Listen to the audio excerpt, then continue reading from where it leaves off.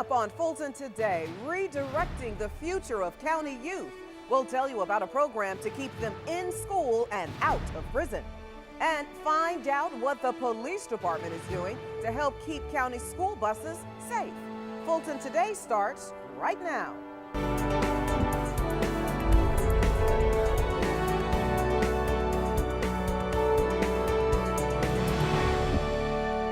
Welcome to Fulton Today, everybody. I'm Shania Chavis-Rucker. We began with a program designed to keep children in school and out of jail. It is a part of a grant-funded program with the Juvenile Court, a court that sees thousands of kids in its system each year. FGTV's Priscilla Ortega has our story. Fulton is one of 16 jurisdictions across the country chosen to be a part of the School Pathways Project. Now the goal is to prevent students from getting a criminal record. So leaders from the Fulton and Atlanta public school systems joined juvenile court judges to lay out their action plan. From local schools to behind bars, that's the pipeline school and juvenile court leaders want to derail. We have to move from a reactive posture to a more proactive posture. Fulton's juvenile court judges and a host of education leaders have been drafting ideas for more than a year. Now the group is ready to move forward with their plan of working together to help disruptive students. That one approach is for us is to be a resource as a partnership within the schools for the principals. We have that presence there on the property, but also we serve as mentors for the students. According to the Georgia Department of Juvenile Justice, in 2013, the Fulton County Juvenile Detention Center admitted about 1,700 youth.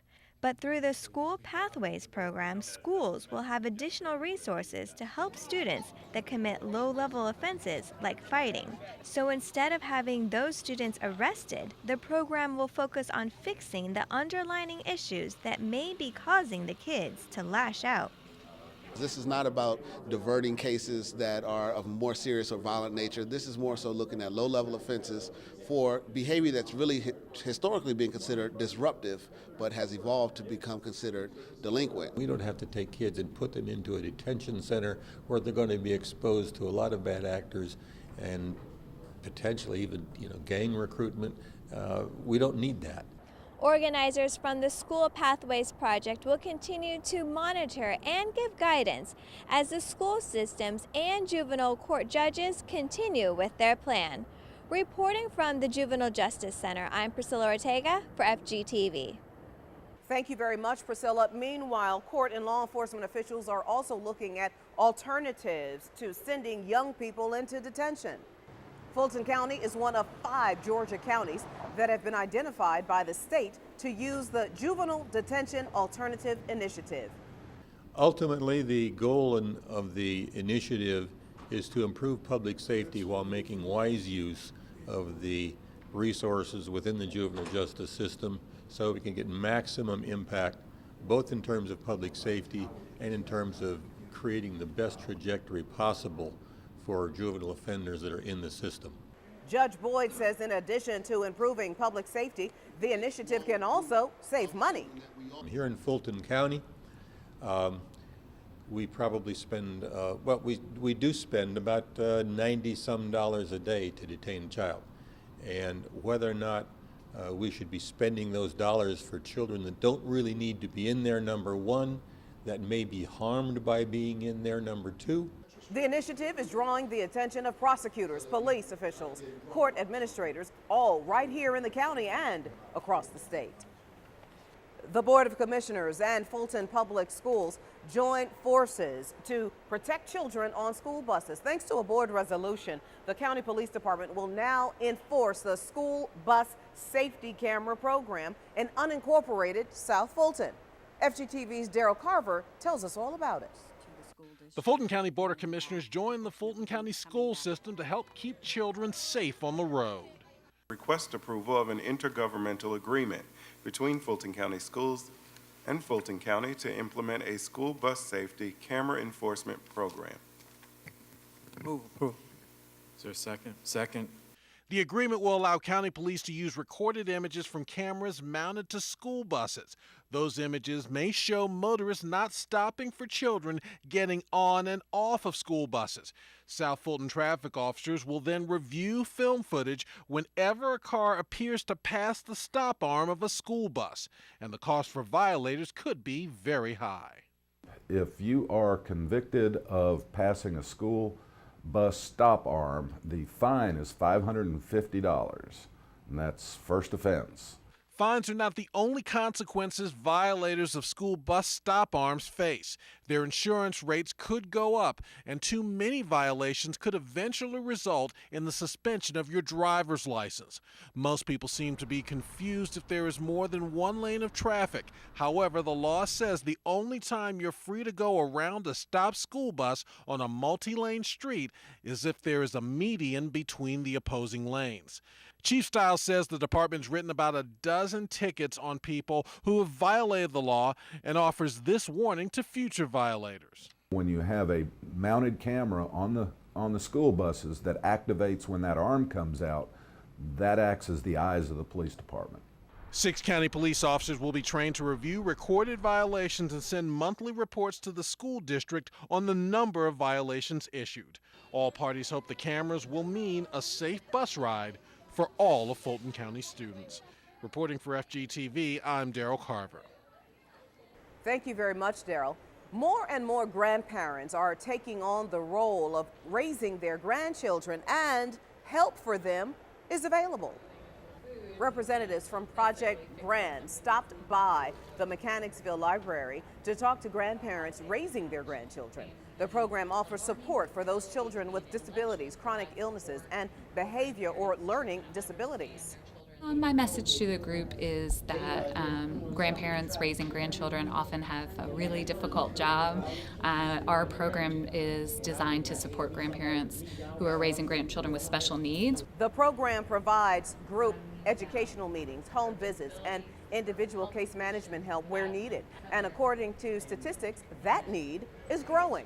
In Georgia, I think that number is up to 24% of households are headed by a grandparent, and there's a great need for resources to support these families, because these families are stepping up for the children when no one else could, and also keeping them out of foster care, so in essence saving the state money.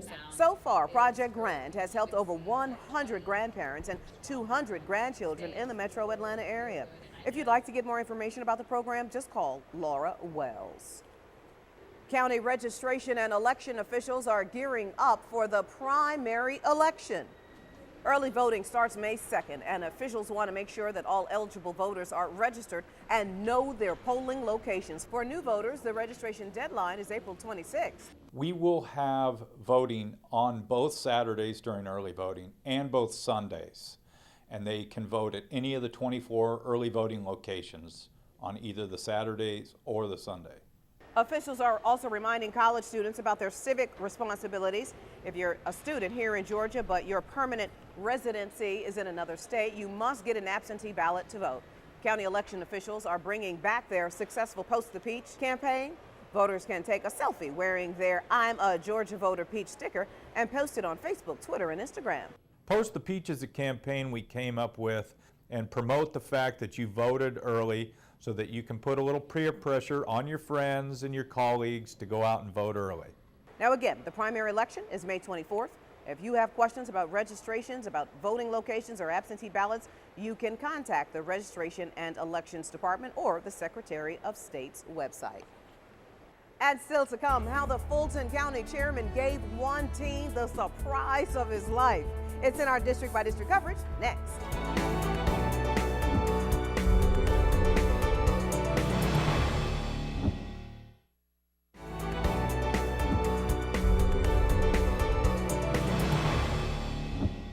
A county commissioner surprises a North Fulton youngster with a trip to the White House, and another commissioner tries to steer teens in the right direction. Here's this week's district by district coverage. We begin with Chairman John Eves as he visits Dunwoody Elementary School.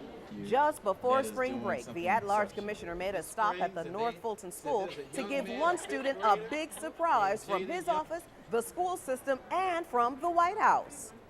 Fulton County Chairman Johnny is cordially invites you to the 138th Annual White House Easter Roll, hosted by President and First Lady Barack Obama on Monday, March the 28th. So this young man is going to the White House, leaving on Sunday with his aunt, and on Monday morning he is going to the White House, and he will get an opportunity to see and meet the President of the United States. Jaden is a wonderful young man. He has overcome a lot of challenges. He's a leader here at Dunwoody Springs Elementary School. He's also a good student, and he's well liked by his fellow classmates, and this is just a great honor for me to provide an opportunity for him to go to the White House and for the Fulton County school system to support him and provide an all-expenses-paid trip to Washington, D.C. So this is truly a collective effort, and we hope that Jaden will be motivated by this experience and come back and be an even greater leader here at Dunwoody Springs Elementary School.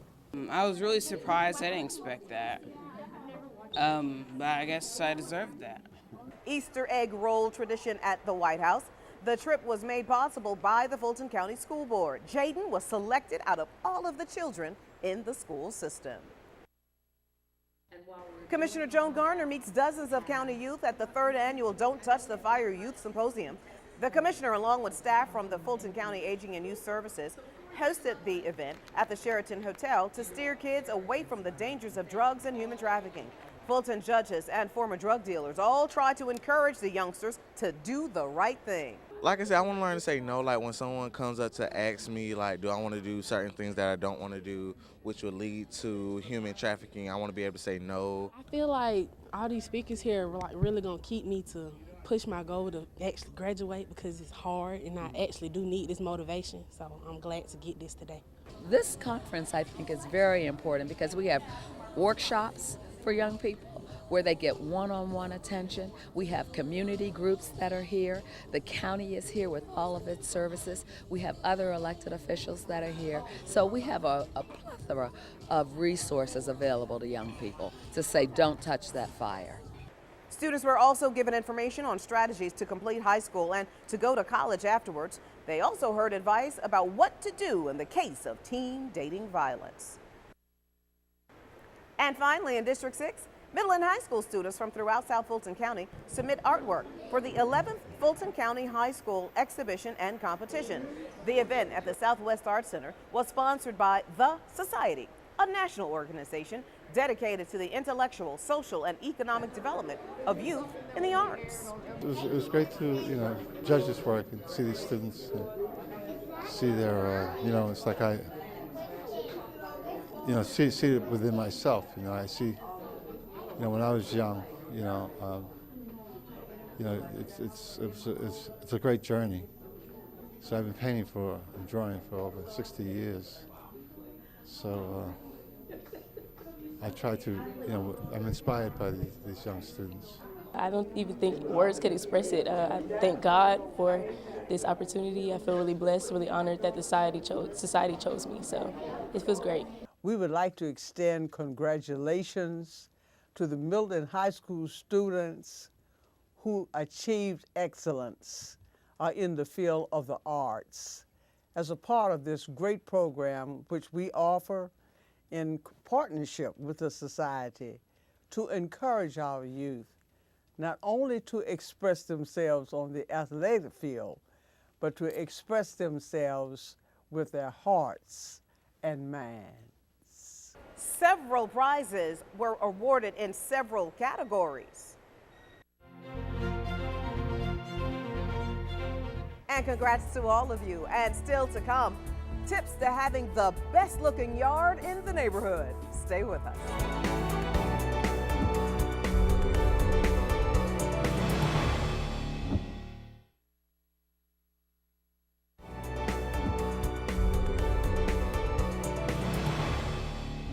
Fulton's health team holds a major tuberculosis awareness event as employees work hard to prevent the spread of TB. It was all a part of World TB Day.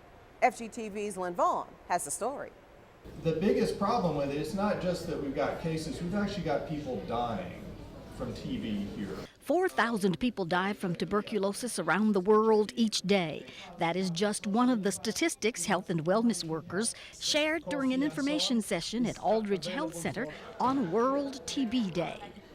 Be aware of TB is here, it's not gone yet, it's not an ancient disease, it's still here, and know the symptoms of TB. The World Health Organization reports TB infected over 9.5 million people last year. There were just 64 reported cases in Fulton County in 2015. While rates are going down overall, the World Health Organization hopes to end TB by the year 2030. And you see that the trend of the TB overall is going down here in the county and state, and also overall the United States. It's a global problem that affects socially, economically, and every sector of the community. The TB death rate has also declined 47% from 1990 to 2015. But TB health workers say those infected with HIV are at greater risk of contracting tuberculosis. Millions of people die of TB every year, especially when they have co-infection with HIV. It's a bad combination. The risk factors to develop TB disease and die from TB are very high when you're infected with HIV infection. Now, the symptoms of TB include a cough that lasts for weeks, fever, night sweats, and weight loss.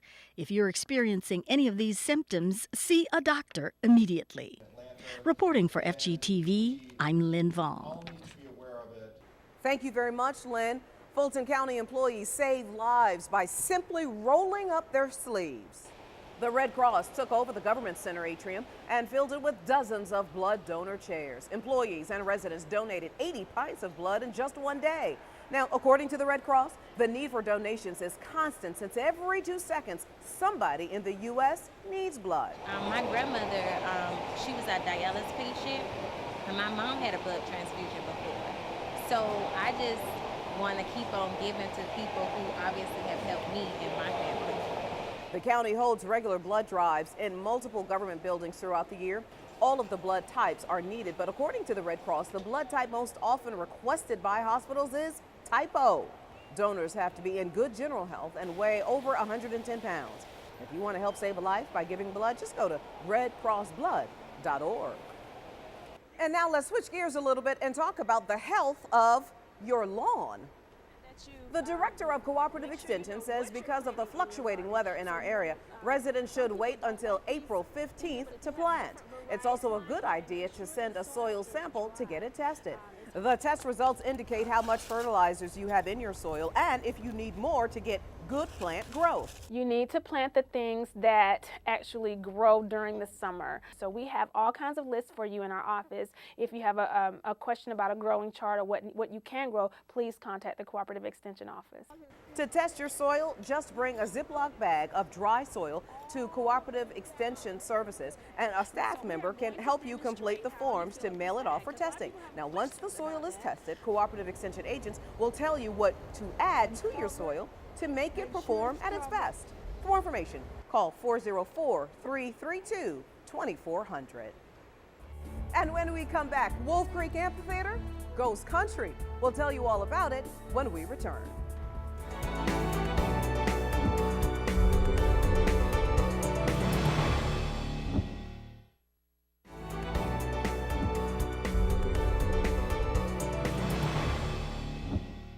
Well, kids learn all about DNA as the library system celebrates Atlanta Science Week. The Georgia State Bio Bus made an appearance at the Central Library for an interactive activity. Elementary age children learned about DNA and genes and how it shapes their appearance. This is a great event, and it's gotten bigger every year, and everyone deserves to find an event that they can get to and go and enjoy this really wonderful resource for free. This is a really good program. The children are having fun, asking questions that we didn't know that they had an interest in. The children created 3D models of DNA, learned that DNA can help solve crimes, and were taught how some people have different traits that are hereditary, like being able to roll your tongue. For more information on other science-related events at the library, go to afpls.org. And finally, Wolf Creek Amphitheater's season is about to kick off, and it's going to kick off with a brand new genre.